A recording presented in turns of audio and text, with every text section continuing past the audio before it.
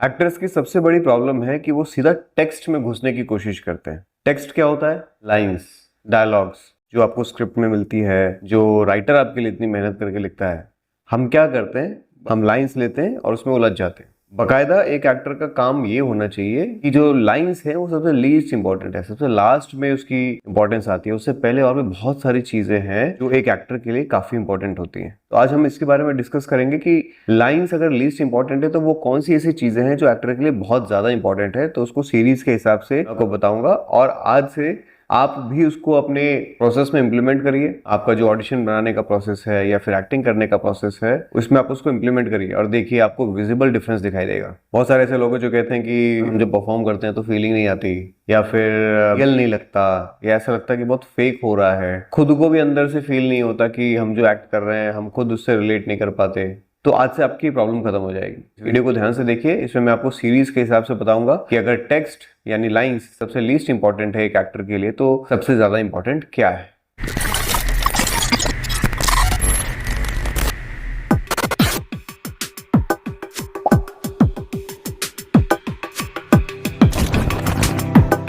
तो सीरीज को हम ऐसे समझते हैं, जो सबसे इंपॉर्टेंट चीज होती है वो है सिचुएशन। एक एक्टर के लिए सबसे ज्यादा जरूरी है ये जानना है कि सिचुएशन क्या है। इस वक्त क्या सिचुएशन है जहाँ पे आपका कैरेक्टर खड़े होकर कुछ बात कर रहा है, कुछ रिएक्ट कर रहा है, कुछ एक्ट कर रहा है। क्या है वो सिचुएशन? क्या हुआ उसके साथ, अभी क्या हुआ और वो क्यों इस तरीके से बिहेव कर रहा है। फॉर एग्जाम्पल, अगर मैं किसी मार्केट में खड़ा हूँ तो क्या सिचुएशन है इस वक्त। मैं सिर्फ ऐसे नहीं कि हाँ भाई मार्केट में खड़ा हूँ और लाइंस बोल रहा हूँ, ऐसे तो नहीं हो सकता। मैं अगर मार्केट में खड़ा हूँ, क्यों खड़ा हूँ? सब्जी लेने के लिए खड़ा हूँ या किसी का वेट कर रहा हूँ या इस वक्त मेरी लड़ाई हुई है किसी से तो मैं उससे लड़ रहा हूँ या मैं मार्केट में अपनी वाइफ के साथ आया हूँ। क्या है सिचुएशन? सिचुएशन जानना बहुत ज्यादा जरूरी है, क्योंकि जब तक आप सिचुएशन ही नहीं जानोगे, आप उसके बैकग्राउंड को नहीं समझोगे, कैरेक्टर इस वक्त इस सीन में क्या कर रहा है, क्या सिचुएशन है, क्यों वो इस तरीके से बिहेव कर रहा है, क्यों इस तरीके से रिएक्ट कर रहा है। अगर मैं शांत होकर किसी से स्माइल करके बात कर रहा हूँ तो क्यों कर रहा हूँ।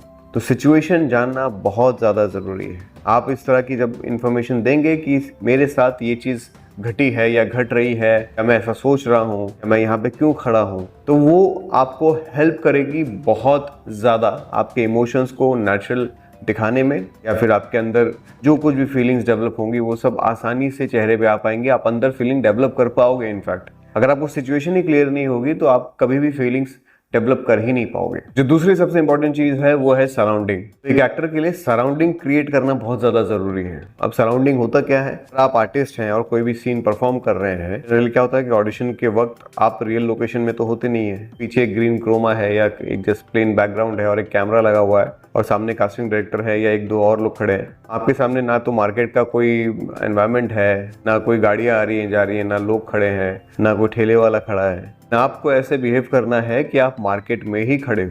तो करने के लिए या ये जस्टिफाई करने के लिए कैमरे में कि मैं मार्केट में खड़ा हूँ, आपको सराउंडिंग क्रिएट करनी पड़ेगी। तो एक्ट करते समय, क्योंकि लाइंस में नहीं लिखी हैं ऐसी चीजें, लेकिन आपको ये सब एक्ट करते समय करना पड़ेगा। जैसे अगर आप खड़े हो मार्केट में तो क्या क्या हो सकता है आपके साथ, सराउंडिंग क्या क्या हो सकती है, आपके आसपास का एनवायरनमेंट क्या क्या हो सकता है। जैसे मान लीजिए आप खड़े हैं, पीछे से कोई आया आपको ऐसे धक्का मार के साइड से चला गया, कोई जा रहा है, आगे से एक फैमिली आ गई, अब वो जा रही है, आप रास्ता देख रहे हो कि भाई अच्छा आप थोड़ा से यहाँ हो जाओ यार, यहाँ हो जाओ, आप रास्ता बना रहे हो, कोई गाड़ी आ गई आप उसके लिए साइड दे रहे हो, कोई गाय आ गई चलते चलते। मार्केट में क्या क्या चीजें हो सकती हैं। छोटा सा बच्चा आ गया आपसे पैसे मांगने के लिए, उसको मना करो, नहीं नहीं बेटा नहीं है।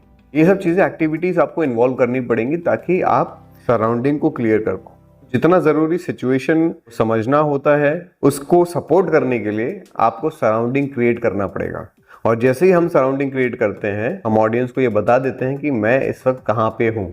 अगर आप समंदर किनारे हो तो उसके लिए आपको जैसी एक्टिविटीज करनी पड़ेंगी जिससे आप ये जस्टिफाई कर पाओ कि आप समंदर किनारे खड़े हो। अगर आप किसी रेस्टोरेंट में हो तो आपको वहाँ का सराउंडिंग क्रिएट करना पड़ेगा। आप बैठे हो, आप कुछ खा रहे हो, अचानक से वेटर को आवाज़ मारते हो, किसी फ्रेंड से जिसके साथ आप बैठ के खा रहे हो उससे बात कर रहे हो, कुछ ना कुछ आपको ऐसा करना पड़ेगा जिससे आप सराउंडिंग क्रिएट कर पाओ। इससे फिलर, ये सब फिलर की तरह काम करता है, आपके ऑडिशन वीडियोस हैं उनको एनहांस करता है। बहुत जरूरी है सराउंडिंग क्रिएट करना। थर्ड है फीलिंग्स एंड इमोशंस। अगर आपकी फीलिंग्स एंड इमोशंस क्रिएट नहीं हो रही हैं, कोई भी लाइंस आप सिर्फ खड़े होकर के बोल रहे हो और उससे खुद रिलेट नहीं कर पा रहे हो, तो दूसरा आदमी कभी रिलेट कर ही नहीं सकता। अगर मैं कोई चीज़ किसी को बोल रहा हूँ और मैं अंदर से उसको फील नहीं कर पा रहा हूँ, तो वो सिर्फ खोखली चीज़ है। कभी भी इस तरह के वीडियो से आपको काम नहीं मिलेगा। अगर आप सच में काम करना चाहते हो, आप चाहते हो कि आपकी परफॉर्मेंस लोग याद रखें और आपकी परफॉर्मेंस को लोग एंजॉय करें, उसको फील कर पाएं, तो फीलिंग्स एंड इमोशंस का होना बहुत बहुत बहुत ज़्यादा ज़रूरी है। फीलिंग्स एंड इमोशंस आते कैसे हैं? इन्फॉर्मेशन, थॉट, जैसा मैंने आपको बताया कि सिचुएशन और सराउंडिंग। तो सिचुएशन को समझना, क्या हो रहा है, क्यों हो रहा है, कैसे हो रहा है, मैं यहाँ कैसे आया हूँ, क्या चल रहा है, सब सिचुएशन है। उसके लिए हम ये सारी इन्फॉर्मेशन निकालते हैं। ये सारा इन्फॉर्मेशन निकाल के हम अपने दिमाग को देते हैं कि मैं ये हूँ, मेरा बैकग्राउंड ये है, मैं यहाँ पे इसलिए खड़ा हूँ, मैं ये करने वाला हूँ, मेरे साथ ये सब कुछ हो रहा है, क्यों हो रहा है, कब हो रहा है, किस वक्त हो रहा है, अब मुझे मेरा गोल क्या है इस सीन में, मैं इसको कैसे अचीव करूँगा, इस सीन में मैं अपने गोल को अचीव करूँगा तो कौन कौन सी प्रॉब्लम्स आएंगी। ये सारे सवालों के जवाब आपको निकालने होते हैं और तब जा करके आपका माइंड उसको एक्सेप्ट करता है कि हाँ, ये चीज़ आपके साथ सच में हो रही है। जब आप ऐसी इन्फॉर्मेशन देते हो और माइंड उसको एक्सेप्ट कर लेता है, तब जाके कहीं ना कहीं आपके अंदर फीलिंग्स और इमोशंस डेवलप होते हैं। तो फीलिंग और इमोशन के लिए अगर मैं कहूँ तो 80% एक्टिंग जो है आपके अंदर से होती है और फीलिंग यानी इमोशन आपके अंदर से आती है। तो है नहीं कोई बाहर की चीज़ आपने कुछ पहन लिया या चेहरे पे दिखा दिया। जब तक आप अंदर से फील नहीं करोगे वो सब फेक होगा। चेहरे पे लीस्ट एक्सप्रेशन आएंगे तो भी आपका काम बन जाएगा। आपका बॉडी जेस्चर भी थोड़ा ऊपर नीचे होगा तो चल जाएगा। लेकिन अगर फीलिंग इमोशन अंदर से नहीं होंगे तो ना तो आपके वॉइस एक्सप्रेशन में वो चीज़ दिखाई देगी, ना तो फेस एक्सप्रेशन में वो चीज़ दिखाई देगी, ना तो आपकी आंखों में वो बात दिखाई देगी। कनेक्ट ही नहीं कर पाएंगे। तो फीलिंग एंड इमोशन बहुत बहुत बहुत ज़्यादा इंपॉर्टेंट है। जो नेक्स्ट इंपॉर्टेंट चीज़ है वो है आपका body language. Body language plays a very important role. जैसे आप बॉडी से बहुत सारी चीज़ें दिखा सकते हो। अगर कोई कैरेक्टर पैनिक कर रहा है तो वो मार्केट प्लेस में खड़ा है लेकिन यहाँ से वहाँ टहल रहा है, बार बार बॉडी से वो दिखाने की कोशिश कर रहा है कि मैं बहुत परेशान हूँ, टाइम देख रहा है, यहाँ पॉकेट में हाथ डाल रहा है, इधर उधर घूम रहा है और वैसे करके पसीना पोंछ रहा है। तो आपको इसकी बॉडी जेस्चर से सब समझ में आ जाएगा कि गर्मी बहुत है, तो किसी का वेट कर रहा है, वो पैनिक कर रहा है, यानी कोई परेशानी में है, कोई सिचुएशन ऐसी हुई है जिसकी वजह से वो पैनिक कर रहा है और वो चाहता है कि ये चीज़ जल्दी से जल्दी रिजॉल्व हो जाए। इस चीज़ के लिए, इस टाइम के लिए, इसको रिजॉल्व करने के लिए वो काफ़ी टाइम से वेट कर रहा है। तो ये उसकी बॉडी लैंग्वेज से आपको बहुत सारी चीज़ें कम्युनिकेट हो जाएंगी। तो बॉडी लैंग्वेज बहुत इंपॉर्टेंट रोल प्ले करता है, जिसको ज़्यादातर एक्टर्स नज़रअंदाज कर देते हैं। मुझे लगता है कि बॉडी लैंग्वेज कुछ खास इंपॉर्टेंट नहीं है, जबकि बहुत इंपॉर्टेंट है। अगर आप देखोगे, जब आप नए हो, ऑडिशन वीडियो बना रहे हो, तो आपको समझ ही नहीं आएगा कि हाथ का क्या करना है, हाथ पॉकेट में रखना है कि बाहर रखना है। आपका हाथ आपको सपोर्ट नहीं करेगा। आपकी बॉडी आपके माइंड से कनेक्टेड नहीं है, जिसको हम कहते हैं कि माइंड एंड मसल कनेक्शन। तो माइंड और हमारा जो बॉडी के जो मसल्स हैं उनका कनेक्शन, यानी मैं जो भी बोल रहा हूँ उस वक्त मेरे हाथ, मेरे पैर, मेरी कंप्लीट बॉडी मुझे सपोर्ट करे। ऐसा लगना चाहिए कि सब एक साथ सिंक है।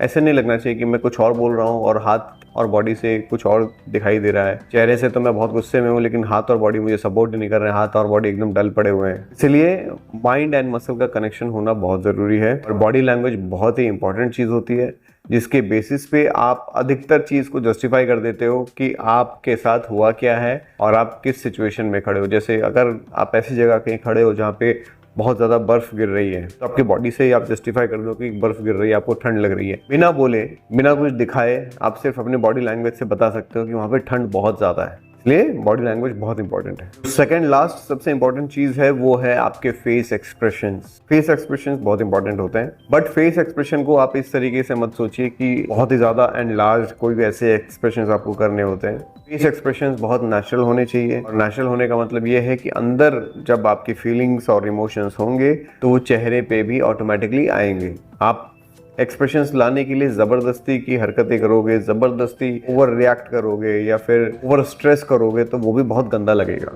फेस एक्सप्रेशंस हमेशा सटल होने चाहिए, नेचुरल होने चाहिए। जो आजकल OTT पे आप कोई भी अगर फिल्म या सीरीज़ देखते हो तो कितने एक्टर्स जो हैं वो काम कर रहे हैं, बहुत अच्छा काम कर रहे हैं, बहुत नेचुरल एक्टिंग करते हैं। कोई भी आपको देखे तो रिलेट कर जाए कि यार हमारी रियल लाइफ में भी तो ऐसे ही होता है, हम भी तो ऐसी बात करते हैं। ज़बरदस्ती के एक्सप्रेशंस लाने की कोशिश नहीं करना है। जितना नेचुरल होगा, इतना सटल होगा, उतना अच्छा लगेगा। ज़्यादातर लोग यही कहते हैं कि फेस एक्सप्रेशन, हमें फेस एक्सप्रेशन दिखा दो, हमें एक्सप्रेशन ऑटोमेटिकली आते हैं। आपको फील करना सीखना होता है। आपको सिचुएशन समझना सीखना होता है, सराउंडिंग क्रिएट करना सीखना होता है, आपको बॉडी लैंग्वेज पे हल्का कमांड लाना जरूरी है। एक्सप्रेशन तो ऑटोमेटिकली अपने आप आ जाएंगे। तो एक्सप्रेशन जो है वो सेकंड लास्ट लीस्ट इंपॉर्टेंट चीज है, कोई बहुत बहुत बहुत ज्यादा इंपॉर्टेंट नहीं है। एक्सप्रेशन अपने आप आ जाते हैं। अगर आपके एक्सप्रेशन बहुत कम आ रहे हैं लेकिन फीलिंग इमोशन बहुत ज्यादा है, तब भी आपकी एक्टिंग बहुत अच्छी लगेगी। ऐसे बहुत सारे एक्टर्स हैं जिनके एक्सप्रेशन बहुत छोटे छोटे आते हैं, बहुत कम आते हैं, लेकिन उनकी आंखों से सब कुछ दिखाई देता है, क्योंकि अंदर जो फीलिंग इमोशन है वो सब आंखों में दिखती है। अब जो सबसे लास्ट इंपॉर्टेंट चीज है वो है आपका टेक्स्ट।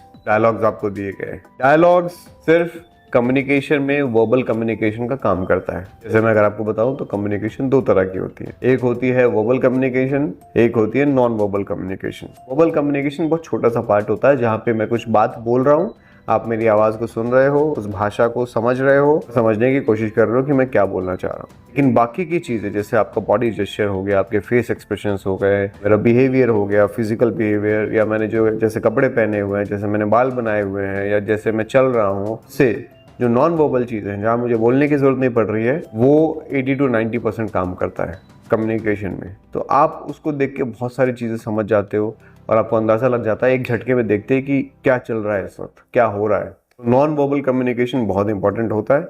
बहुत छोटी सी चीज़ है, आप आसानी से याद कर सकते हो, खड़े होकर के लाइन बोल सकते हो। अगर सिर्फ लाइन बोलने से ही एक्टिंग हो जाती तो हर इंसान एक्टर बन जाता, क्योंकि लाइन बोलना तो बहुत आसान है, लेकिन उसको बोलना कैसे है, उसकी सिचुएशन क्या है, सराउंडिंग क्या है, उस वक्त कैरेक्टर का बैकग्राउंड आपको समझना होगा, उसकी बॉडी लैंग्वेज, उसके फेस एक्सप्रेशंस, उसके फीलिंग्स एंड इमोशंस। अगर ये सब आप करते हो तब जाकर के आप अच्छी एक्टिंग कर सकते हो, आप अच्छे एक्टर बन सकते हो। दोस्तों ये थी वीडियो जहाँ पे आज आपको क्लियरली समझ में आया होगा कि जो टेक्स्ट है वो बहुत लीस्ट इंपॉर्टेंट चीज़ है, बाकी की इंपॉर्टेंट चीज़ें मैंने आपको प्रॉपरली डिस्क्राइब करके बताई हैं।